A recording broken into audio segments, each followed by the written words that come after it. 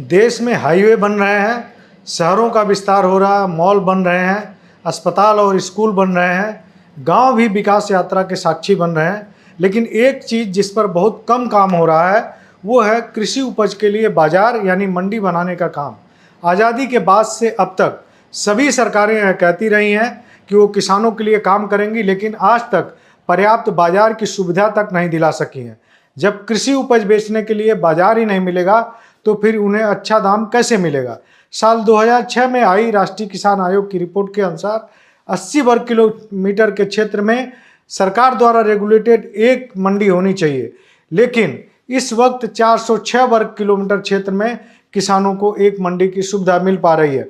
दोस्तों नमस्कार, मैं हूं ओम प्रकाश और आप देख रहे हैं किसान तक। दोस्तों आज मैं बात करूंगा कि आज़ादी के 75 साल बाद भी किसान बाजार के लिए क्यों तरस रहे हैं।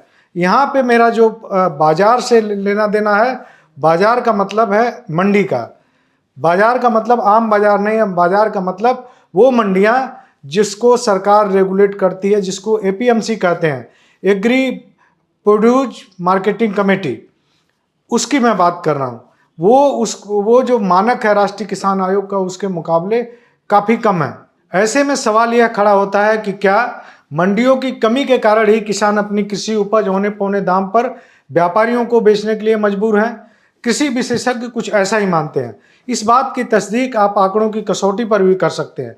आज भी उन सूबों के किसानों की आय बहुत अच्छी है जहां पर मंडियों का पर्याप्त जाल बिछा हुआ है। बड़े राज्यों की बात की जाए तो पंजाब में 116 और हरियाणा में 155 वर्ग किलोमीटर में एक मंडी की सुविधा उपलब्ध है।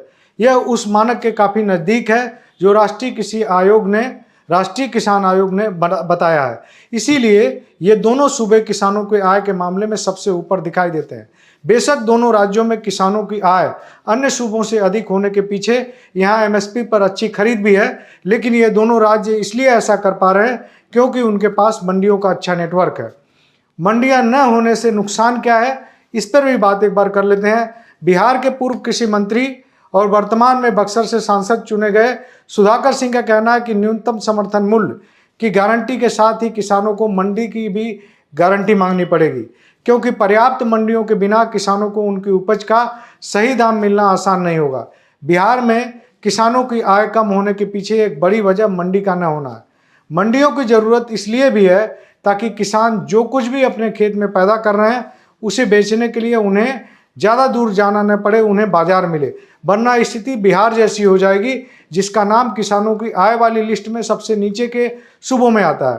दरअसल साल 2006 में नीतीश सरकार ने एपीएमसी को खत्म कर दिया था। जुलाई 2018 से जून 2019 तक के बीच किसानों की आय के लिए हुए सरकारी सर्वे के अनुसार देश में प्रति किसान परिवार औसत आय 10,218 रुपये महीना है, जबकि पंजाब में यह 26,701 रुपये है। हरियाणा की बात करें तो यहाँ 22,841 रुपये है, जबकि बिहार में सिर्फ 7,542 रुपये है, जो राष्ट्रीय औसत से भी कम है। और उत्तर प्रदेश में यह 8,061 रुपये है।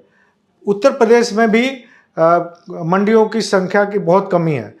अब कितनी मंडियों की ज़रूरत है, ये भी बड़ा मुद्दा है।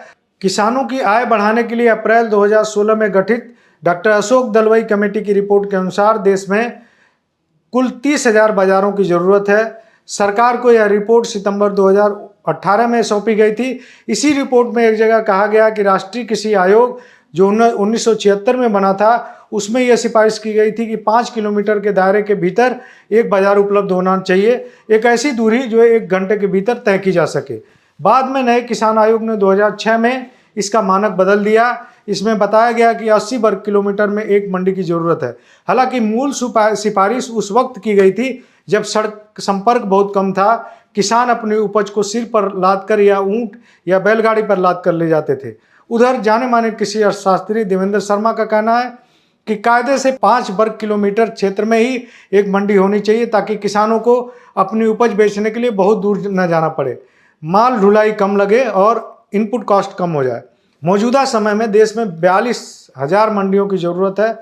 इस तरह से जो मंडियां हैं, जबकि अभी 7,000 सिर्फ मंडियां हैं, इस तरह से मंडियों की संख्या काफ़ी कम है। वर्तमान में देश में एग्री प्रोड्यूस मार्केटिंग कमेटी द्वारा रेगुलेटेड मंडियों की कुल संख्या का अगर राज्यवार ब्यौरा देखें तो आपकी आंख खुल जाएगी। जैसा कि आप स्क्रीन पर देख रहे हैं, आज़ादी के बाद से अब तक बड़ी बड़ी बातें करने वाले हमारे नेता किसानों को अपनी उपज बेचने के लिए बाजार तक नहीं उपलब्ध करवा पाए हैं, जिसकी वजह से किसान अपनी उपज को औने पौने दाम पर बेचने के लिए मजबूर है। संसद में 31 मार्च 2023 तक की रखी गई एक रिपोर्ट के अनुसार देश में सिर्फ 7085 मंडियां हैं, जबकि अगर भौगोलिक क्षेत्र और राष्ट्रीय किसान आयोग के मानक के हिसाब से देखा जाए तो यह काफ़ी कम है। हालांकि केंद्रीय कृषि मंत्रालय ने कहा है कि मंडियों के अंतर को पाटने के लिए निजी मंडियों की स्थापना हो रही है। यही नहीं, सरकार किसानों से सीधी थोक खरीद को भी बढ़ावा दे रही है। कृषि मार्केटिंग दरअसल राज्य का विषय है और एपीएमसी मंडियां संबंधित राज्य के कृषि उपज बाजार अधिनियम के तहत रेगुलेट होती हैं। सरकार एपीएमसी को मजबूत करने का दावा जरूर कर रही है, लेकिन धरातल पर ऐसे दावे कितने खरे उतरते हैं, इसको हम सबसे अच्छी तरह से किसान जानते और समझते हैं।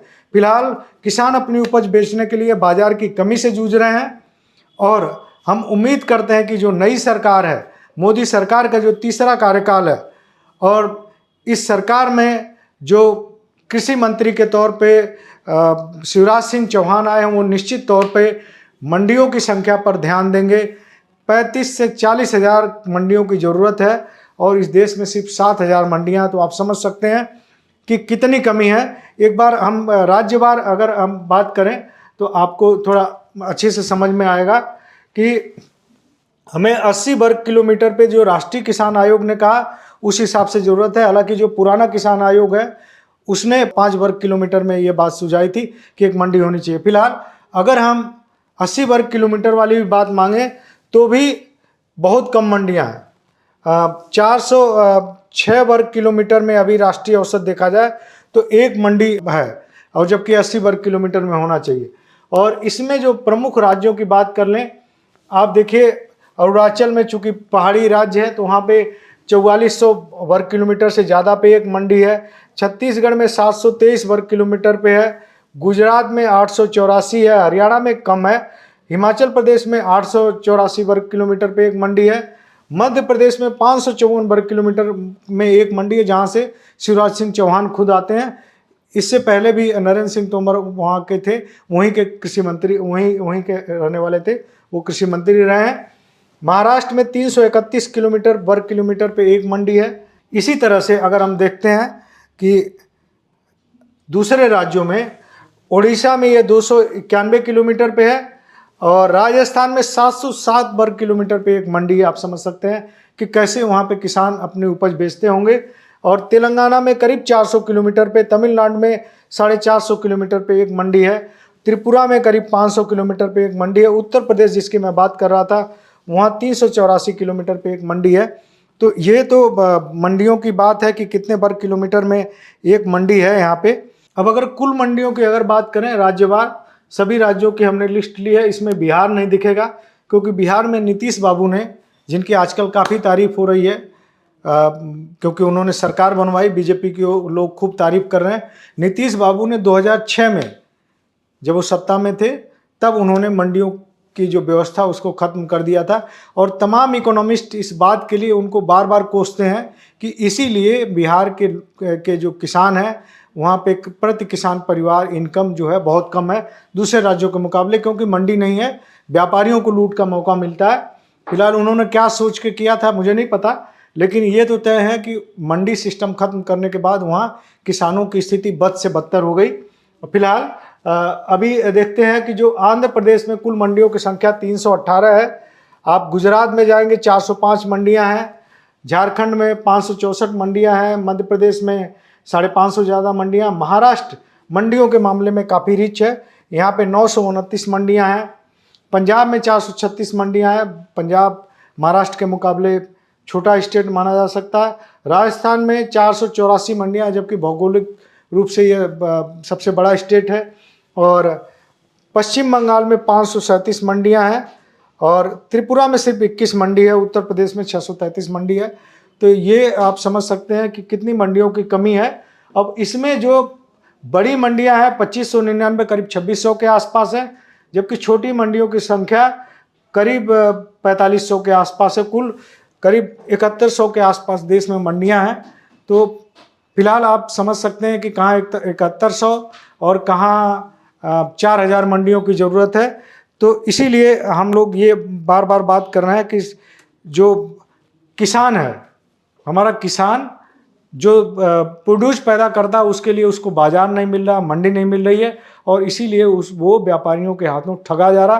तो नई सरकार की सबसे प्राथमिकता ये भी होनी चाहिए, प्राथमिकताएं कई सारी हैं लेकिन ये प्राथमिकता भी होनी चाहिए कि मंडियों की संख्या बढ़े, खासतौर पे उन राज्यों में जहाँ पे जिनकी फार्मर्स इनकम बहुत कम है, क्योंकि मंडियों की संख्या को बढ़ाए बिना किसानों की आय नहीं बढ़ेगी।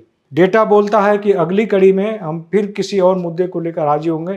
तब तक के लिए आपसे इजाज़त चाहता हूँ। इस तरह के और खबरों के लिए बने रहिए किसान तक के साथ। धन्यवाद। अगर ये वीडियो आपको पसंद आया है तो इसे लाइक ज़रूर करें। अगर चैनल अभी तक सब्सक्राइब नहीं किया है तो कर लें और नोटिफिकेशन पाने के लिए बेल आइकन भी दबा दें।